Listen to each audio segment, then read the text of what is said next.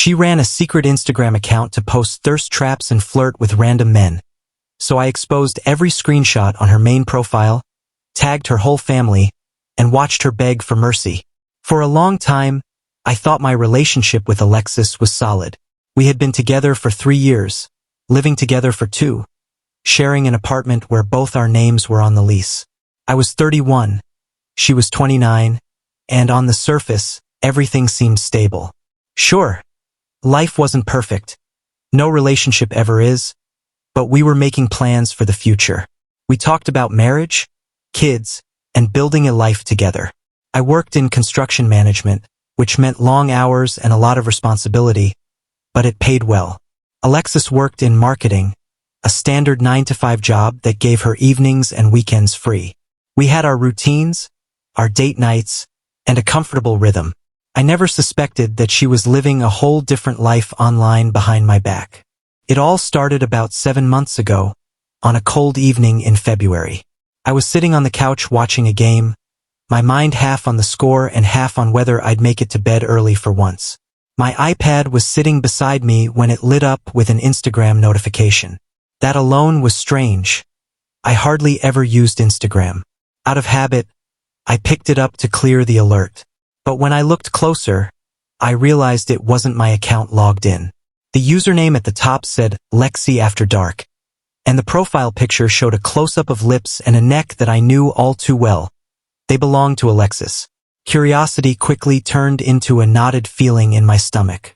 I opened the profile and started scrolling. There were dozens of posts going back 6 months, each one more provocative than the last. She was wearing revealing outfits, striking suggestive poses, and writing captions like, "Wish someone was here to help me out of this," or, "Who wants to see more?" None of the pictures were fully nude, but they were far beyond what I'd expect from someone in a committed relationship. My chest felt tight, but the worst was still ahead. I checked the direct messages. What I found made my blood run cold. There were dozens of conversations with random men. Some were harmless enough, just flirting. Others were explicit, crossing lines that no one in a serious relationship should cross. She was talking about what she'd do if her boyfriend wasn't around, and even setting up drinks with a few of them. From what I could see, none of those meetings had actually happened, at least not yet, but the intent was clear. This wasn't just innocent fun. This was betrayal. I wasn't raised to snoop, but once you see something like that, there's no going back. I took my time, taking screenshots of everything, the posts, the DMs, the most damning lines. I wanted to have the truth saved before confronting her. Then I logged out, placed the iPad on the kitchen table, and waited for her to come home from the girls' night she told me about earlier. When she walked in, dropped her purse on the counter, and cheerfully said, "Hey babe, how was your night?" I simply said, "Educational." I gestured to the iPad sitting in front of me. Found some interesting reading material. First, she looked confused. Then recognition flashed across her face, followed by panic. She knew exactly what I'd seen. She tried to start explaining, but I cut straight to the point. "Explain Lexi After Dark to me.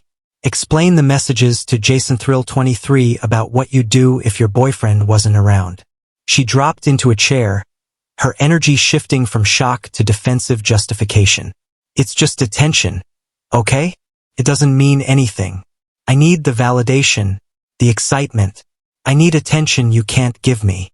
Her words stung more than she realized. 3 years together, and you're telling me I don't make you feel wanted? I asked, my voice steady but cold. She looked ashamed for a second but then doubled down. "It's different. You wouldn't understand. It's just online fun. It's not like I've actually cheated." That's when I knew the relationship was dead. She didn't think she'd done anything wrong. Her only regret was that I had found out. I told her flatly, "You're right. I don't understand. And I don't need to. We're done." She gasped, "You're breaking up with me over some stupid Instagram account?" I shook my head. "No. I'm ending things because you betrayed my trust, disrespected our relationship, and tried to make it my fault. The Instagram account is just proof." She started crying, saying she'd delete it right now, but I was already done. I told her I'd be staying at my brother's place and would come back the next day for my things. As I walked out, she called after me, "You're overreacting. Everyone has online flirtations these days." I paused at the door. No, Alexis. They don't. That night at my brother's, I told him everything. He backed me completely and offered to help me move out. The next morning, I woke up to dozens of missed calls and messages from Alexis, begging, apologizing, trying to downplay it all.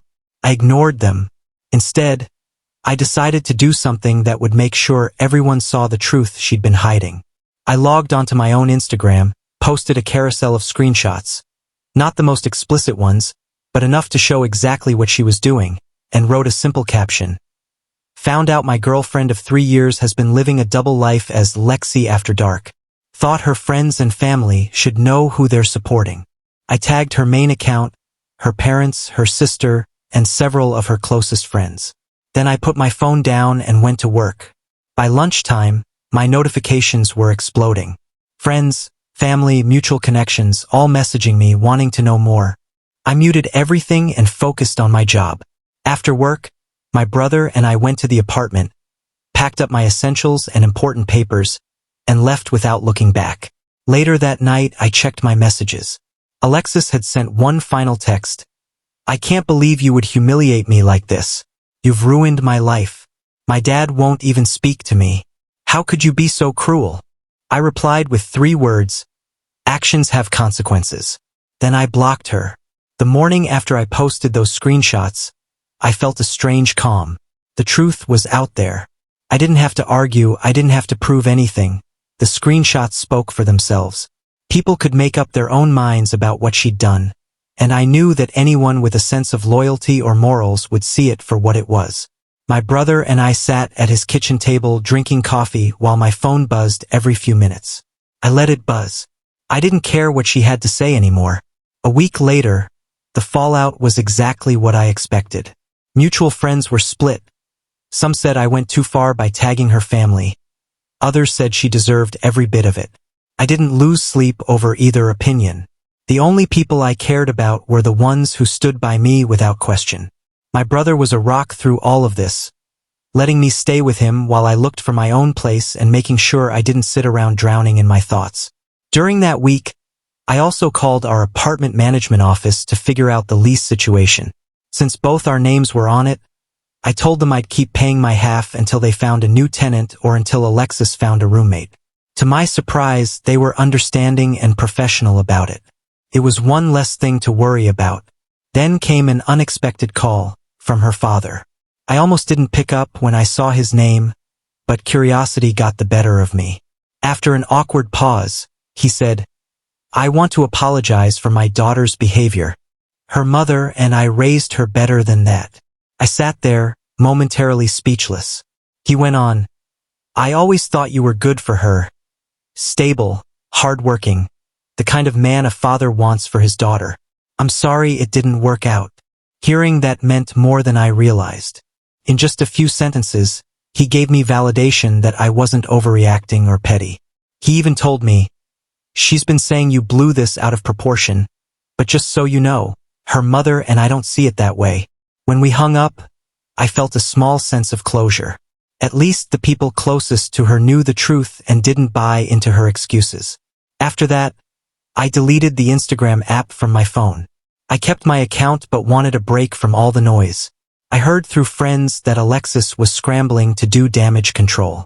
Her main profile was now private, and she was worried that this would affect her job in marketing, a career where online reputation mattered. I never contacted her work or tagged them, but in our city's small social media world, news travels fast. She played stupid games, and now she was collecting the stupid prizes. A month passed, and I finally found my own apartment. It was smaller than what we'd shared, but it was mine.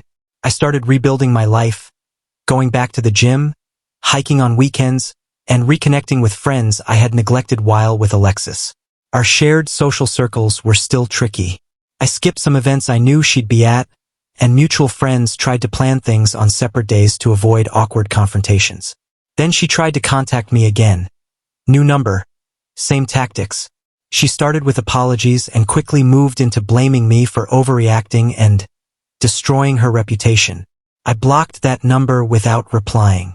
Later, a buddy who still followed her told me she was posting about personal growth and overcoming betrayal, vague enough that new followers wouldn't know what happened, but obviously referencing our situation.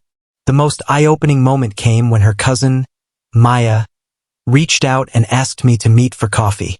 I'd always gotten along with Maya, but I wasn't sure what she wanted. Over lattes, she said, "You should know, Alexis has been doing this for years, even before you." She told me that when Alexis dated her ex, Tom, she had a similar secret account. When Tom found out, he forgave her. She deleted it and promised to change. But within a month, she made another one, only better hidden. Maya admitted that Alexis used to brag about the attention she got and how exciting it was to live a double life. Hearing that made everything fall into place. This wasn't a one-time mistake. This was a pattern she had no intention of changing. Maya told me she was glad I exposed it publicly because maybe now Alexis would finally learn that actions have consequences. I left that coffee meeting feeling lighter, knowing I wasn't just some insecure boyfriend who couldn't handle his partner having a social media presence. This was about boundaries and respect, two things Alexis had thrown away. 6 months after everything happened, my life had settled into a new normal. My apartment felt like home, work was going well, and I'd even earned a promotion. I was dating casually, not rushing into anything serious. Then came the moment I knew would happen eventually. I ran into Alexis at a mutual friend's birthday party. It was the first time I'd seen her in person since the breakup. She was there with a new guy, smiling and acting like nothing had ever happened. She waited until I was alone at the bar to approach me. "I hope you're happy," she said quietly. "What you did really hurt me. My family still brings it up. That post caused a lot of damage." I took a sip of my drink, holding her gaze. "Was running a secret Instagram where you flirted with other men and posted provocative pictures supposed to be harmless?" She had no answer. I nodded toward her date. "Does he know about your social media habits?" Her jaw tightened. "That's none of your business." "You're right," I said calmly. "Just like it wasn't my job to manage your need for attention from other men. I wasn't your keeper, Alexis never was." I walked away feeling lighter than I had in months. Later that night, I overheard one of her friends ask her, not as quietly as she thought, if she was still doing the Instagram thing. Her new boyfriend looked confused and asked, "What Instagram thing?" The friend changed the subject quickly, but the damage was done. He knew there was something she was hiding. That wasn't my problem anymore. The ultimate irony was that Alexis had gotten exactly what she wanted. Attention. Only not the kind she had been chasing. By trying to live a secret online life, she had ended up being exposed to the people whose opinions actually mattered. She lost a relationship, damaged her reputation, and showed everyone her true colors. And all because she said she needed attention I couldn't give. In the end, I gave her the exact attention she deserved.